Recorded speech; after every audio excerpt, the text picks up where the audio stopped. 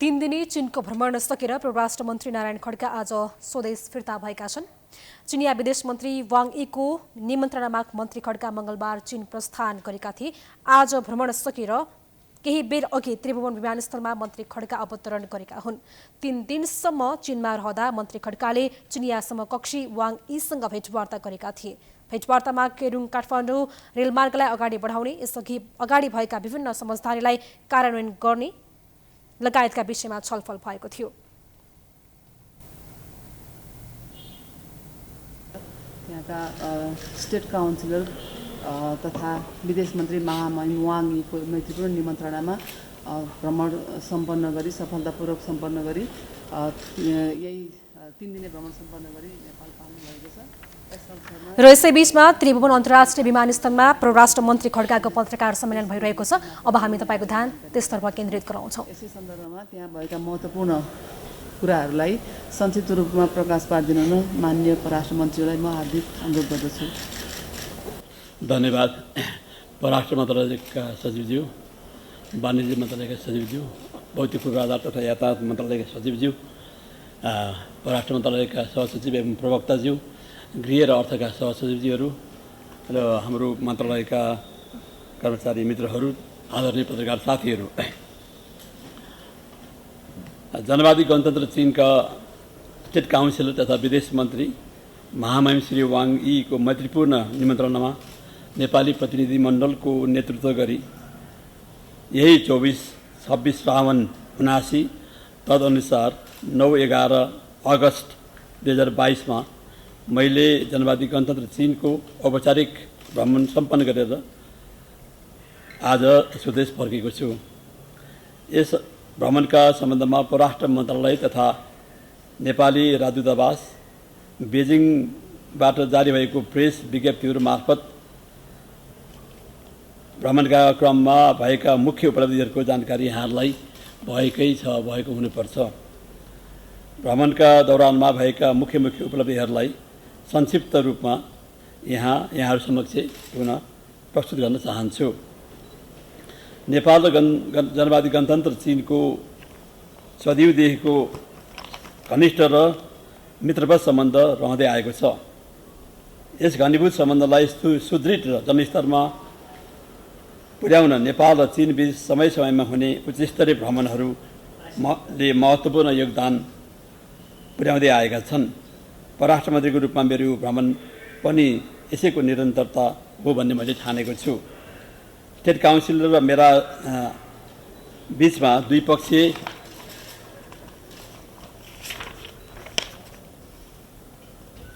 मामिला लगायतका हाम्रा समान चासोका विभिन्न विषयहरूमा छलफल भयो। स्टेट काउन्सिलर तथा विदेश मन्त्री महामहिम श्री वाङ यीले मेरो मैत्रीपूर्ण निमन्त्रणामा गत मार्च 25देखि 27, 2022 सम्म नेपालको औपचारिक भ्रमण गर्नुभएको कुरा म यहाँ स्मरण गराउन चाहन्छु। उक्त भ्रमणमा महत्त्वपूर्ण समझदारीहरूमा हस्ताक्षर भएको कुरा यहाँहरूलाई अवगत नै छ।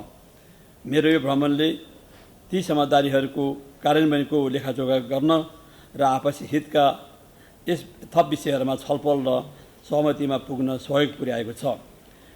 हिजो म र मेरा चिनिया समकक्षी बीच भएको प्रतिनिधिमण्डल स्तरको वार्तामा हामीले नेपाल चीन सम्बन्ध तथा सहयोगका महत्त्वपूर्ण विषयहरूमा कुराकानी गर्नुको साथै द्विपक्षीय व्यापार, सम्पर्क सञ्जाल, लगानी, स्वास्थ्य, पर्यटन, गरिबी निवारण, कृषि, उद्योग व्यवस्थापन, शिक्षा, संस्कृति, जनस्तरका सम्बन्धहरूमा का क्षेत्रहरूमा थप सहयोग प्रवर्धन गर्ने सहमति भएको छ।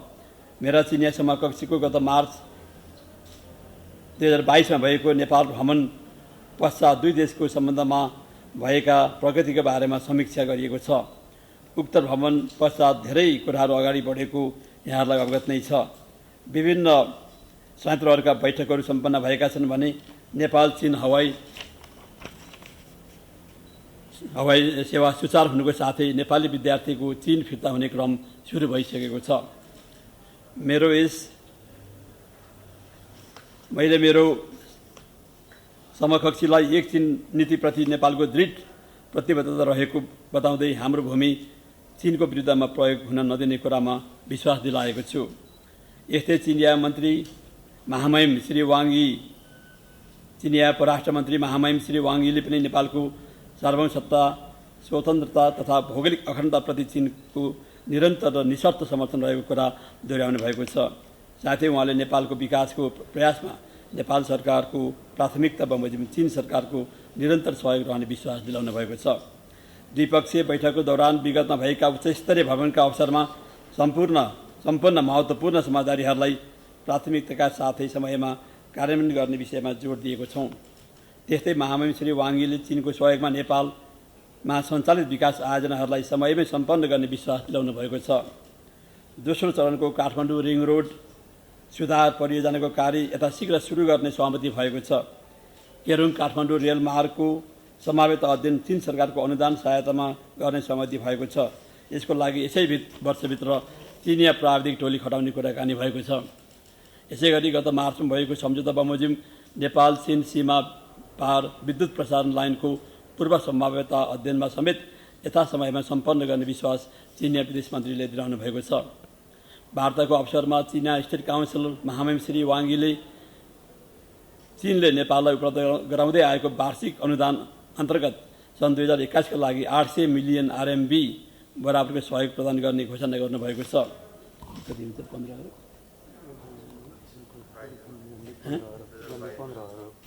होइन 22 यो नेपाली रु करिब 15 अरब बराबरको हुन आउँछ।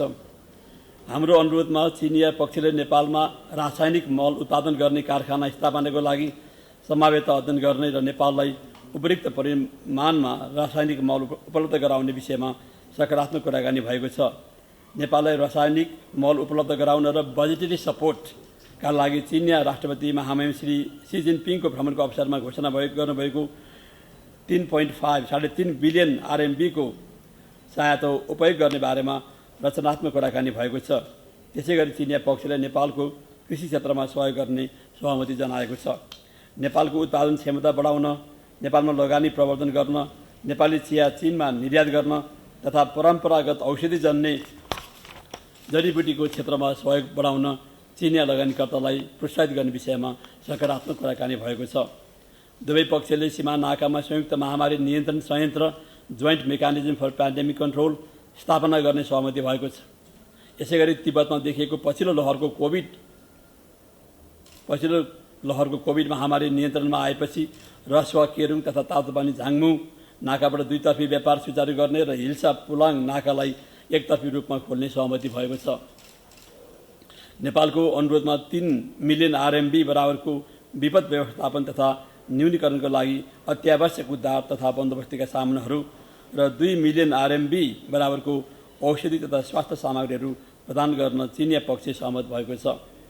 चिनिया सरकारले कोभिड महामारीको अवधिमा नेपाललाई प्रदान गरेको ठूलो परिणामको खोप तथा अन्य चिकित्सा सामग्री र उपकरणहरूको सहयोगको लागि मैले नेपाल सरकारको तर्फबाट चिनिया सरकार र जनताप्रति हार्दिक धन्यवाद र आभार प्रकट गरेँ। चिनिया विदेश मन्त्री महामहिम श्री वाङ यीले आगामी दिनमा पनि नेपाललाई आवश्यक पर्ने परिमाणमा खोप तथा स्वास्थ्य सामग्रीहरू उपलब्ध गराउने प्रतिबद्धता व्यक्त गर्नुभएको छ। नेपालमा रक्त क्यान्सर रोगको उपचारमा सहयोग गर्न आवश्यक प्रविधि, उपकरण र तालिम र सिमेरिक एन्टिजेन रिसेप्टर T-सेल्स CAR T-सेल्स उत्पादन गर्ने प्रयोगशाला नेपाली निजामती अस्पतालमा स्थापना गर्न चिनिया सरकारले सहयोग गर्ने सहमति पनि भएको छ।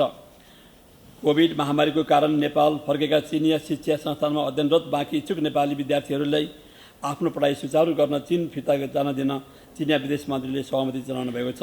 यस्ता इच्छुक विद्यार्थीहरूले आवश्यक स्वास्थ्य प्रोटोकल पालना गरी भिसा प्रक्रिया सुरु गर्न सक्ने भएका छन्। दुई देशबीचको सीमा निरीक्षण सम्बन्धी कार्य गर्न स्थापित स्थायी संयुक्त सीमा निरीक्षण समिति नेपाल चाइना जोइन्ट बाउन्ड्री इन्स्पेक्सन कमिटीको काम अघि बढाउन आवश्यक तयारीको लागि द्विपक्षीय प्राविधिक टोली जोइन्ट एक्सपर्ट टिम गठन गर्ने सहमति भएको छ। नेपाल र चीन संयुक्त राष्ट्रसङ्घ तथा G77+ चाइना जस्ता बहुपक्षीय मञ्चहरूमा आपसी हितका विषयमा सहयोग र सहकार्य गर्दै आएका छन्। बैठकका दौरान द्विपक्षीय सम्बन्धका अतिरिक्त क्षेत्रीय तथा बहुपक्षीय मञ्चहरूमा रहिआएको सहयोग र सहकार्यलाई निरन्तरता दिने बारेमा समेत छलफल गर्ने अवसर प्राप्त भएको छ। हिजै म र मेरो प्रतिनिधिमण्डलको सम्मानमा महामहिम श्री वाङ्गीले आयोजन गर्नुभएको रात्रि भोजमा सरिक भएँ। विश्वव्यापी कोभिड-19 को महामारीको कारण केही समयदेखि नेपालको तर्फबाट चीनतर्फ उच्च स्तरमा द्विपक्षीय भ्रमण हुन नसकिरहेको अवस्थामा यो भ्रमण महत्त्वपूर्ण रह्यो र यस किसिमको भ्रमणले नेपाल चीन सम्बन्धलाई थप प्रगाड तुल्याउन मद्दत पुग्ने कुरामा म विश्वस्त छु। मेरो नेतृत्वमा रहेको प्रतिनिधिमण्डलमा परराष्ट्र सचिव, वाणिज्य सचिव, भौतिक पूर्वाधार तथा यातायात सचिव, चीनका लागि नेपाली राजदूत, अर्थ र गृह मन्त्रालयका सहसचिवहरू, बेजिङ स्थित नेपाली राजदूतावासका नियुक्त उपप्रमुख एवं परराष्ट्र मन्त्रालयका पदाधिकारीहरू समेत सम्मिलित हुनुहुन्थ्यो। मेरो भ्रमणको लागि मिलाइएको उत्कृष्ट प्रबन्ध तथा प्रदान गरेको न्यानो आतिथ्यको लागि म चिनिया सरकार तथा स्टेट काउन्सिलर तथा विदेश मन्त्री महामहिम श्री वाङ्गीलाई हार्दिक धन्यवाद दिन चाहन्छु। यस भ्रमणका लागि आवश्यक समन्वय एवं सहजीकरण गर्नुभएकोमा चीनका लागि नेपाली राजदूत तथा राजदूतावास परिवारलाई धन्यवाद व्यक्त गर्छु। साथै भ्रमणको बारेमा सूचना सम्प्रेषित गर्नुहुने सञ्चार माध्यमहरूलाई पनि हार्दिक धन्यवाद दिन चाहन्छु। धन्यवाद।